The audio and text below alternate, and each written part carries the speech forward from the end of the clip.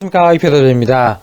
저희가 2023년 이제 2월 기준에 저희 포트폴리오에 해당되는 포트폴리오를 이제 구성하기에 해당되는 빅데이터들 중에서 가장 저희가 조금 시장의 어떤 생각과 다른 부분, 그러니까 일반적인 컨센서스와 좀 다른 부분을 몇 가지를 짚어봤는데요.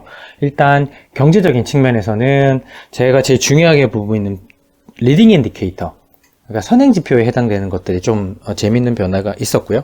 그리고 시장 마켓 센티멘트 측면에서 보게 되면 저희가 예상하지 못한 뭐 유럽이라든지 뭐 채권에서의 움직임이 좀 특이한 움직임들이 좀 관찰되었습니다.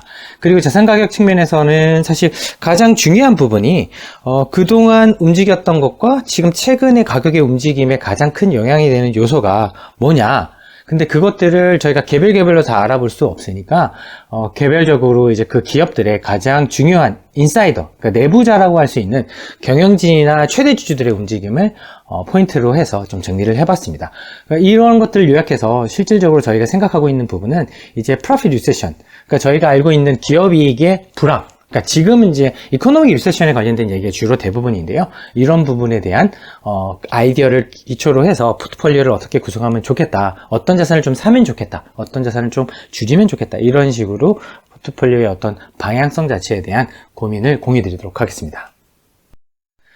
일단 이번 달에 가장 중요한 부분은요, 저희가 1월 초부터 1월 중순까지 봤을 때 이제 골드만삭스가 숏 인트레스트 네임이라고 해서, 그러니까 공매도가 가장 많은 50개 주식, 그러니까 S&P 500 내에서 그 50개 종목을 바스켓으로 짜게 됩니다. 그런 종목들만 모아서 성과를 트래킹을 해봤더니 작년 연말로부터 봤을 때 거의 20%가 한 1월 중순까지 한 20% 성과를 냈었는데요. 그 이후로 조금 더 올랐죠. 보시게 되면은 일반적인 지수에 비해서 거의 한 3배에서 4배에 가까운 성과를 내게 됩니다. 즉, 지금 현재는 어떤 리세션이라든지 이익이라든지, 그러니까 경제라든지 기업 이익이라든지 그런 것과 상관없이 그냥 그동안 많이 빠졌던 종목들, 그러니까 공매도가 많았던 종목들의 커버링이 이루어지는 구간이다. 즉, 펀더멘탈과 상관이 없는 구간이다. 그러니까 이런 부분들에 대한 상대적 박탈감, 이런 것들은 지금 사실 올해 연간으로 투자했을 때의 중요한 부분은 아닌 것 같습니다. 하지만 지금 시장을 움직이는 힘은 어디서 오느냐? 숏커빙에서 오고 있다라는 이번 달에 아주 1월 달의 특징적인 부분을 한번 짚어드리고 구체적으로 들어가겠습니다. 일단 미국의 어떤 경제 자체는 가계들, 그러니까 지금은 저희가 이제 분기별로 좀 따져본다고 한다면 미국의 1분기가 지금 이고요. 그리고 2분기, 3분기를 봤을 때 2분기 정도에서 미국의 어떤 정책금리의 피크아웃이 나올 것 같고, 3분기가 되면은 이제 그런 부분에 대한 눈으로 확인되는 경제지표가 2분기의 경제지표가 3분기 정도 확인이 될 것 같습니다. 그러니까 이코노믹 리세션이 나올 것 같고, 그리고 그 사이 어딘가에서 어닝의 리세션, 그러니까 기업 이익의 리세션이 나타나는 형태가 될 텐데, 4분기가 되게 되면 아마 미국 가계를 비롯한 글로벌리 가계, 개인들의 어떤 신용 상태에 대한 부담과, 그러니까 금리에 대한 부담도 있겠죠. 하지만 임금 등에 대한 상승이 조조해지면서 그들이 이제 조금 개인 입장에서는 좀 힘든 시기가 4분기가 되지 않을까 싶습니다. 저희는 그때가 가장 성과를 잘 낼 수 있는 시기도 아닌가 이렇게 생각을 하고 있습니다. 하지만 지금은 이미 이런 부분이 피부로 완전 와닿지 못하지만 이미 시그널로 보이고 있는데, 그런 것들이 미국의 어떤 신용카드의 어떤 금리라든지 이런 것들인데요. 그 부분을 추가로 말씀을 드리게 될 것 같습니다. 또 시장적인 측면에서 봤을 때는 작년과 되게 2023년의 투자자들의 움직임은 되게 다릅니다. 제일 처음에 그 차트를 통해서도 설명을 드렸지만 숏커버링이 시장을 지금 주도하고 있는 그런 구간인 것처럼 실질적으로 투자 자산들 간에서도 투자 심리가 좀 다르게 나타나고 있습니다. 그리고 자산 가격 측면에서는 지금 내부자들이, 인사이더들이 주식을 팔고 있는 형태의 어떤 트렌드가 지금 잡히고 있는데요. 그 부분을 다른 자산들과 엮어서 말씀을 드리고, 결론적으로 저희가 생각하고 있는 지금 2분기를 앞둔 2월 달의 투자 전략은 일단 금리 불황에 대한 테마가 해당되는 부분을 일단 매도를 하고, 그리고 이익 불황에 대한 포트폴리오를 잘 구성을 해서 사보는 그런 전략이 필요한 구간에 들어가고 있다. 이거는 단순하게 2월 달에만 적용되는 것 같지는 않고요. 2분기에서 3분기를 거쳐가면서 되게 유효한 투자 전략이 될 수 있을 것 같다라고 생각을 하고 있습니다. 이러한 빅데이터를 가지고 경제에 관련된 말씀을 드리는 데 있어서 일단 제일 중요한 부분은 리딩 인디케이터. 그러니까 이 리딩 인디케이터가 사실은 경제 지표들의 묶음이기 때문에 사실 이게 엄청나게 빨리 발표되지는 않습니다. 예를 들어서 2분기에 발표되는 리딩 인디케이터들이 사실 1분기랑 2분기 초 데이터들이 많거든요.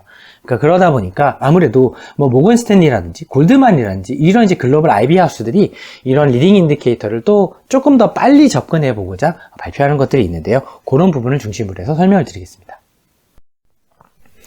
일단 경제 지표들 측면에서는 일단 지금 개인들이 저축이 역대급으로 많습니다. 이거 어느 정도 수준이냐면, 그러니까 2000년대 초반에 많던 이제 닷컴 버블이 터지고 나서 어느 정도 이제 크레딧 버블이 이제 이슈가 되면서 사실 이제 경제들이 되게 어려워졌죠. 그리고 사실 이제 1차 세계대전이 터지고 나서 또 개인들이 또 어려워졌죠. 그때 수준만큼이나 저축률이 엄청나게 떨어지고 있습니다. 그러니까 그동안 쌓아놨던 돈으로 지금 소비를 막 일으키고 있거나 투자를 하고 있다는 상황이 되겠는데요. 지금 그 정도로 가계의 저축률은 되게 낮아진 상태다. 그러면 저축을 적게 하는데 소비를 많이 할 수 있느냐? 그렇지는 않다. 왜냐하면 가계자산 측면에서도 크레딧이 지금 생각보다 쉽지 않은 게 신용카드의 금리 수준이 거의 19%까지 올라왔거든요. 그 이야기는 이게 사실 낮았을 때는 10% 초반, 그러니까 뭐 중간 정도 되면 한 15%. 그러니까 요 구간에서 왔다 갔다 해야 되는데 거의 2배 조금 안 되는 수준으로 금리가 폭등을 했습니다. 그러니까 신용에 대한 비용이 폭등했다는 얘기고요. 그러니까 개인 측면에서 돈을 빌려서 뭐 소비를 하거나 이런 것도 어려워졌다. 그러니까 가계의 그러니까 가계의 재산 자체도 저축률이 떨어진 것처럼 물론 유동성을 가지고 있습니다만 아직 그게 소진되는데 한 2분기 정도가 소요될 것 같고요. 그러다 보니까 처음에 말씀드렸던 것처럼 4분기 정도 되게 되면 가계 불황을 좀 경험할 수도 있겠다. 지금 이미 소비의 불황은 보시는 것처럼 시작됐기 때문에. 그러면 뭐 개인들의 부분이 이제 좀 나중에 문제가 될 텐데 일단 당장은 문제가 되지 않고 있는데 뭐부터 문제가 될 것 같냐면 PMI, 그러니까 이제 이게 공급망의 중요한 기업들을 대상으로 해서 글로벌리 서베이를 해보는데 이제 서베이다 보니까 아무래도 실제 데이터가 나오기 전에 그들의 어떤 컨센서스를 이제 확인하는 부분인데요. 그 부분이 이제 PMI 숫자입니다. ISM에서 만들고 있고요. 근데 이 ISM PMI 숫자를 기준으로 놓고 봤을 때 모건 스탠리가 서베이하는 것들이 약간 더 조금 선행하고 있습니다. 근데 이런 것들이 왜 이게 서베이가 필요하냐, 좀 좋으냐면 아무래도 이게 기업이 이게 확실하게 선행하는 트렌드를 가지고 왔습니다. 모건 스탠리에서 되게 오랫동안 써온 지표인 것 같고요. 한 20년 정도 써온 것 같습니다. 이게 노란 색깔로 표시된 것처럼 아직 PMI 숫자가 좀 더 떨어질 룸이 남았는데요. 지금 보시게 되면은 이게 50 정도가 PMI 숫자의 중간점인데요. 일단 그거는 하회를 했고요. PMI 기준으로 보게 되면. 근데 이 모건 스탠리가 하고 있는 이 서베이 숫자는 조금 더 떨어지고 있습니다. 여기서 이만큼 떨어지다 보니까 한 10% 정도 추가적으로 더 떨어질 룸이 남은 거죠. 그러니까 기업 이익 측면에서도 한 10에서 15% 정도 떨어질 룸이 남았다. 리딩 인디케이터를 보게 되면. 그럼 기업의 이익은 그런데 문제는 이제 기업의 이익이 좀 줄어드는 부분은 분명히 문제가 되겠는데 문제는 피봇이 일어난다는 부분입니다. 피봇이라는 건 이제 뭐 농구 같은 걸 할 때나 아니면 축구 같은 걸 할 때 딱 움직이는 방향을 탁 튼다는 의미가 되겠는데, 그러니까 이머징 마켓의 에버리지 폴리시 레이트, 그러니까 정책 금리가 해당되는데요. 이 정책 금리가 되게 슈팅을 해서 많이 올라갔습니다. 거의 8에서 9%까지 올라온 상태고요. 평균 금리가 그렇고요. 10년물 금리의 채권 수익률 자체는 오히려 최근에 꺾이고 있다. 그러니까 정책 금리는 이 수준에 있지만 시장 금리는 떨어지고 있다. 그러니까 그만큼 신흥국에서 부담해야 될 추가적인 금리 비용은 더 증가하지 않고 오히려 감소하는 구간으로 온다. 즉 중앙은행들이 폴리시 레이트를 피봇할 때가 왔다. 그 이야기는 신흥국 기업들이나 신흥국 정부가 뭔가를 이제 해보기에 이런 이제 금리에 관련된 부담, 레버리지 부담이 이제 줄어든다는 걸 의미하게 되는데요. 장기 평균으로 보게 되면 이제 이 정도 수준이 되겠죠. 이 정도 수준이기 때문에 한 1에서 2% 정도를 이제 비용을 더 줄일 수 있는 구간으로 접어들었기 때문에 최근에 이제 신흥국 자산들에 대한 주식이 됐건 채권이 됐건 이런 수요가 늘어날 수 있는 것으로 보여집니다. 그러면 이제 일단 뭐 가계에 대한 부담이 좀 뒤늦게 온다던가 기업의 어떤 부담이 지금 이미 조금 올 것 같다, 경제지표 기준으로. 근데 제일 가장 이번의 키는 아무래도 인플레이션 쇼크였기 때문에 인플레이션 추세 자체가 그럼 잡힌 것이냐. 이제 골드만 추정치 기준으로 보게 되면 이제 요 수준에서 사실 이제 지금 다 있는데요. 요거는 이제 PC라고 이제 그러니까 개인 소비자 물가 지수 해당되는 거고요. 이거는 이제 주로 이제 대표적인 인플레이션 지표들 기준으로 묶어놓은 헤드라인 인플레이션에 해당됩니다. 근데 이제 헤드라인 인플레이션이 슈팅을 했다가 이제 떨어진 속도 좀 가파르고요. 개인 소비자 물가는 조금 완만하게 올라갔다 완만하게 떨어지는 구간이 있는데 요 구간이 사실은 본격적으로 확인이 되는 구간이 아마 요번 2분기가 될 가능성이 높습니다. 금리도 요때가 이제 픽아웃이 될 가능성이 높아 보이는 거고요. 근데 인플레이션 기준으로 보시게 되면 상당히 흥미로운 변화를 저희가 볼 수 있게 됩니다. 보시는 것처럼. 이게 거의 6% 중반에 있다가 2% 중반까지 떨어지기 때문에 약 5%에 해당됩니다. 그러니까 인플레이션이 거의 5% 가까이 떨어진다는 것은 금리도 물론 5%까지 떨어지지는 않겠죠. 하지만 금리에 올라갔던 요 속도에 비례해서 이제 5%가 떨어진다는 거니까 인플레이션이 그 정도 수준의 금리를 감안하시게 된다고 한다면 한 시장 금리가 한 1% 이상은 반응할 가능성이 되게 높은 구간에 지금 접어 들어가고 있다. 그 이야기는 물론 그 불황이 와서 되게 불편한 부분은 있긴 하지만 어떤 금리의 그 시장의 어떤 레버리지 부담에 대한 부분은 추가적으로 이제 더 확대되지는 않고 오히려 지금 감소하고 있는 구간인 것 같다라고 보시면 사실 최근에 쇼커버링이 많이 일어난 이유를 여기서 저희가 확인할 수 있게 됩니다.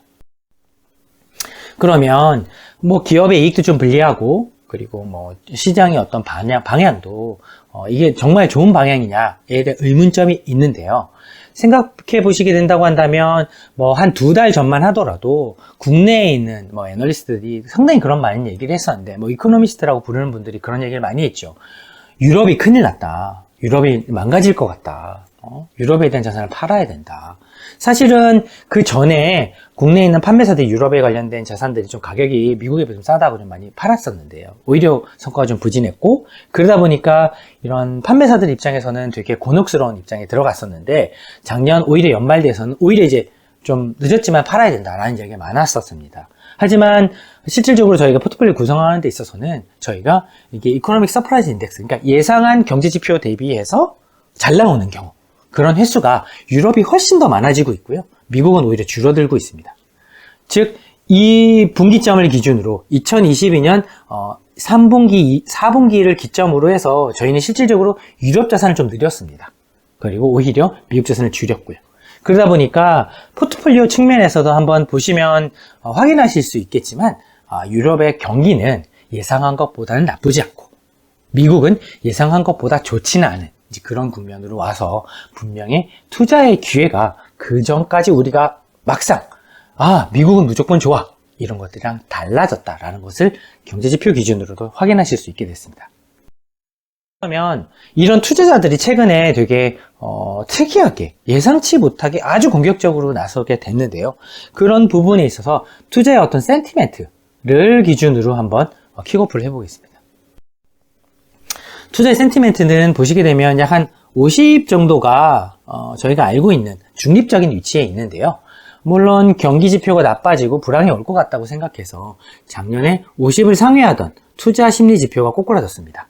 연말을 기준으로 보게 되면 이게 전미투자협회에서 긍정적으로 생각하는 사람과 부정적으로 생각하는 사람의 어떤 비율을 기준으로 인덱스화 한 건데요. 보시면 거의 75까지 올라오다 보니까 거의 4분의 3 정도가 한 75% 정도가 되게 긍정적으로 시장을 되게 이제 그리디하게 좀 보고 있는 그런 국면이 들어왔다. 그러니까 기업의 어떤 이익이나 경제학 펀더멘탈보다는 투자에 있어서 되게 조금 편안해졌다. 혹은 돈을 벌 수 있겠다라는 어떤 경제적인 부분보다는 투자의 어떤 심리가 되게 호전된 그런 구간에 지금 진입했다라고 확인되는 부분입니다. 그리고 그동안 되게 나빴다고 생각하는 이제 특히 한국에 있는 이제 로컬 이제 증권사나 이제 이런 운용사들이 얘기했던 유럽이 어렵습니다라고 얘기했던 부분에 있어서 오히려 글로벌 펀드 매니저들 대상으로 서베이를 해봤더니 아닙니다. 우리는 유럽 주식을 오버웨이했습니다. 그러니까 벤치마크보다 사야 될 비중보다 조금 더 베팅을 했습니다. 라는 답변이 나오기 시작했습니다. 이게 사실 글로벌 투자하고 있는 글로벌 이제 유명한 펀드 매니저들하고 국내에 보고 있는 시각의 어떤 차이라고 볼 수 있는 것 같습니다. 그리고 채권에 있어서도 그동안 채권 수익률이 되게 안 좋지 않았습니까? 그리고 코퍼레이트 펀드, 그러니까 회사채에 관련돼 가지고는 국채는 좀 살 수 있는데 회사채는 위험하지 않나 정도가 됐었는데요. 그 기간을 뚫고 4주 무빙 에버리지, 그러니까 이동 평균값 기준으로, 그러니까 돈의 움직임을 기준으로 봤을 때 거의 처음으로 보면 미국의 인베스트먼트 그레이드의 약자입니다. IG라는 것은. 그러니까 투자 등급 회사채에 해당되는 것들인데요. 플러스로 전환했습니다. 사실 마이너스로 들어간 구간이 사실은 아주 자주 나타나진 않는데요. 2022년에 금리가 폭등하면서 사실은 그런 구간이 나타났었고요. 2022년 이제 거의 연말 때쯤 돼서 2023년에 금리를 계속 올릴 거야 라고 이야기가 나오면서 이제 사실 많은 매도가 일어났었는데 그 오랜 기간을 뚫고 지금 최근에 채권에서도 사자가 발견되고 있습니다. 그리고 그 사이 동안에 지금 올해 1월달 들어와서 제일 처음에 말씀드렸던 것처럼 버블 바스켓이 강력하게 상승을 이뤄냈는데 한 20-30% 이제 올랐죠. 주로 이제 테크와 헬스케어, 커뮤니케이션 이런 섹터들에 해당되는 종목들인데요. 그 친구들은 글로벌 펀드 매니저들 대상으로 해서 그리고 글로벌 펀드 플로우 기준으로 보게 되면 실제로는 이제 매도의 이제 국면으로 접어들었습니다. 즉, 기관 투자가들은 이제 팔기 시작했다는 것 같고요. 즉, 개인들이 좀 사고 있다. 혹은 이제 레버리지 투자자들이 스페큘레이팅을 하고 있다. 이런 정도로 지금 파악되는 상황인 것 같습니다. 그러면 이제 투자 센티멘트 측면에서 우리가 예상하지 못했던 방향으로 가고 있는 것들을 빅데이터 기준으로 짚어드렸는데요. 자산 가격 측면에서 한번 보시면 일단 주식 측면에서는 저희가 이제 기업의 이익을 내부자들만큼 빨리 알 수는 없거든요. 그런데 이 내부자들의 움직임에서 되게 특이한 것들이 발견되고 있고, 그리고 기업의 개별적인 이익 측면, 이익 측면에서의 어떤 움직임 자체가 저희가 이제 예상할 수 있는 범주 내로 들어오게 된 것 같습니다. 그럼 요것들을 중심으로 해서 에쿼티부터 채권, 원자재 형태로 저희가 자산 가격 측면에서 한번 공유 드리겠습니다. 이제 일단 베어리시, 그러니까 요 선을, 장기 평균 요 선을 기준으로 보게 되면 위에 있다는 것은 내부자들이 베어리시하다는 거는 이제 내부자들이 해당 주식을 팔고 있다는 겁니다. 뭐 대주주가 될 수도 있고요. 아니면은 뭐 5%, 3% 이상 들고 있는 핵심 주주들이 될 수도 있고요. 아니면은 CEO를 비롯한 내부적인 탑 매니지먼트, 경영진이 될 수도 있습니다. 그러니까 이게 밑으로 떨어지게 되면 내부자들이 주식을 사고 있다는 얘기고요. 자사주 매입 같은 걸 통해서 할 수도 있고, 개별적으로 주식을 매수할 수도 있고. 하지만 이제 공시를 하기 때문에 알 수 있는 부분인데요. 지금 너무나 베어리시한 구간까지 왔다 보면 그 이야기는 이제 뭐 12월이고 이게 작년 이제 에이프릴 4월, 3월 달에 있게 되는데, 작년 3, 4월 달에 보게 되면 이제 금리를 올릴 것 같으니까 기업의 이익이 훼손될 것 같고, 그래서 이제 내부자들이 되게 베어리시하게 자사주를 막 매도를 하는 형태의 움직임이 나타났는데, 지금 약간 그런 모습이 보이기 시작했다는 겁니다. 근데 이러고 나서 저희가 이제 하반기에 기업 이익이 떨어지는 모습을 보게 됩니다. 즉 사실 기업 이익의 선행지표에 해당되는 부분도 사실 여기서 발견될 수 있을 것 같습니다. 그러면 진짜로 이익이 감소하느냐? 앞서 보여드렸던 것처럼 모건스탠이나 골드만 이런 친구들은 시장에서 몰고 있는 경제지표들이 선행지표라 하더라도 그 시차가 좀 존재하기 때문에 미리 그런 것들을 조사해서 내부적으로 만들어서 보고 있는데, 이런 이제 모건스탠리 기준으로 보게 되면 자기들이 만들어 놓은 이게 산업경기 서베이 지표가 지금 이만큼 떨어졌다. 이 말은 한 20% 떨어진다는 의미거든요. 추가적으로 20에서 25% 정도 해당되는데 한 20% 정도 추가적으로 떨어진다는 의미가 되겠습니다. 그러면 기업의 이익이 여기서 우리가 지금 보고 있는 것보다 한 1년 기준으로 20%는 떨어져도 이상하지 않다. 그러니까 이게 액츄얼 EPS, 그러니까 지금까지 발표된 2022년 3분기나 4분기 EPS 기준으로 봤을 때 이 정도 수준이니까 추가적으로 요만큼 더 떨어질 수 있다는 말은 기업의 이익이 최소한 한 10에서 20% 전후로는 떨어질 수 있겠다. 장기적으로 봤을 때 얘네들이 한 R스퀘어가 0.7이니까 한 70% 정도 맞아왔다. 그러니까 70% 확률을 가지고 향후에 이 정도 지금 이익이 추가적으로 감소할 수 있겠구나. 그러니까 이익이 감소하다 보니까 아무래도 주가도 떨어질 수밖에 없는 그 부분은 사실 뭐 밸류에이션까지 고려해야 되겠지만, 일단 이익 기준으로는 어느 정도, 요 정도의 어떤 다운사이드 리스크, 그러니까 하방의 위험은 존재하고 있다라는 부분이 확인되는 부분이고요. 그러면 지금 자산 가격 측면에서, 그럼 주식 측면에서 약간 좀 아랫 방향에 대한 부분을 충분히 감안해야 되겠구나라고 이제 어느 정도 공감하셨을 것 같은데요. 문제는 달러에 해당되는 부분입니다. 물론 뭐 중간에 뭐 유럽의 주식이 조금 더 나은 것 같고 미국이 좀 상대적으로 불리한 것 같은데, 그런데 저희가 유럽을 살려고 한다면, 생각해 보시게 된다고 한다면 미국 투자자가 글로벌이 가장 큰 투자 집단인데 이들이 달러를 환전을 해서 FX, 다른 FX를 사야 됩니다. 그러니까 유로화 같은 걸 사야 된다는 거죠. 아니면 일본 엔화를 사던가. 그래야 되는데 그럴 유인이 필요한데요. 차이나 크레딧 임펄스라고 하는, 그러니까 중국이 만약에 이제 이런 신용법을, 그러니까 예를 들어서 뭐 양적 완화 같은 걸 하는 거죠. 그러니까 이런 이제 재정 투입을 하거나 통화 투입을 해서 이런 레버리지를 일으키기 좋은 그런 금융 환경을 만들어주게 되는 경우에 아무래도 유로화가 달러와 대비해서 강세를 보이는 추세를 장기간 벌여왔습니다. 그런데 보면 지금 이제 유로 달러는 요 정도까지 올라왔고요. 그러니까 이 크레딧 임펄스가 이 정도 더 남아있기 때문에 보시게 되면 한 7에서 10% 정도가 이 정도 조금 더 올라갈 룸이 좀 남아있다. 2023년 중간까지는. 그 말은 향후에 달러를 환전해서 유로화를 사거나 기타 통화를 사는데 매력적인 구간에 이제 아직 진행 중인 구간이 있다. 즉 달러를 베이스로 투자하는 것보다 이왕이면 유로화 베이스로 투자를 하거나 아니면 비달러 자산을 투자하기에 달러를 가진 투자자들이 가고자 하는 욕구가 충분히 워킹할 수 있는 그런 구간에 들어왔다라는 부분입니다. 그래서 지금 보게 되면 그러면 과연 그게 진짜 이동이 일어나고 있는지 확인을 해봐야 되는데 유럽 자산에 대한 플로우가 되게 긍정적으로 돌아섰습니다. 보시는 것처럼. 이게 글로벌 펀드 매니저들 대상으로 해서 물어봤더니 실질적으로 유럽 자산을 사고 있어요 라고 이야기하는 투자자들도 있었지만 실질적으로 자금의 흐름으로 확인되고 있습니다. 사주 평균으로 봤을 때. 그럼 유럽만 사느냐? 아니다. 신흥국 자산도 사고 있습니다. 신흥국 자산도. 어디? 채권만 사는 것도 아니고 주식만 사는 것도 아닌데요. 둘 다 사고 있습니다. 보시면. 사주 평균으로 그렇다는 얘기인데, 그러니까 돈이 이제 직접적으로 진짜 들어오고 있다. 그동안 자산 가격 측면에서 달러 자산, 그러니까 미국 자산만 좋았었는데 이 달러를 가진 자들도 유럽이나 신흥국 자산을 사기에 좋은 국면이라고 판단하고 있는 구간에 진입했다라는 것을 여기서 확인할 수 있습니다. 전체적으로 봤을 때 그럼 투자 전략 측면에서 앞서 말씀드린 경제적인 백그라운드와 그리고 투자 시장에서의 마켓의 센티멘트와 그리고 실질적으로 자산 가격, 에셋 프라이스들의 최근에 특이한 움직임의 어떤 빅데이터들을 저희가 하나씩 짚어드렸는데 결론적으로 말씀을 드린다고 한다면 일단 첫 번째 리세션에 우리가 대입을 해봐야 된다.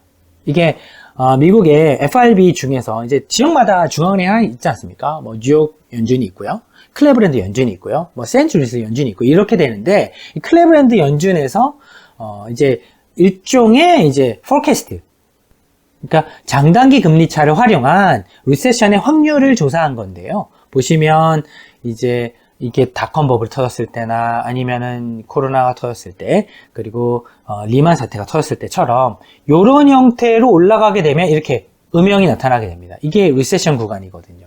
그러니까 일종의 첫 번째 리세션은 이코노믹에 해당되는 금리 불황이 이제 발생된다. 금리 불황을 일단 준비를 해야 되는 구간에 진입을 했고요. 두 번째 리세션은 기업의 이익, 그러니까 모건 스탠리 추정치 기준으로 보게 되면 한 10% 정도 혹은 15% 정도 감소하네요. 15% 정도 이익이 감소할 것이라고 보여지고 있는데 시장은 이제 오히려 약간 증가할 걸로 보고 있죠. 그러니까 모건 스탠리가 맞을 수도 있고 시장이 맞을 수가 있는데 앞서 보게 되면은 일단 모건 스탠리의 어떤 추세적인 한 3년간의 레코드를 놓고 봤을 때 모건 스탠리 맞을 가능성이 상당히 높아진 것 같습니다. 따라서 이코노믹 리세션에 이어서, 그러니까 금리나 경제 불황의 리세션에 이어서 기업 이익의 불황이 이제 온다.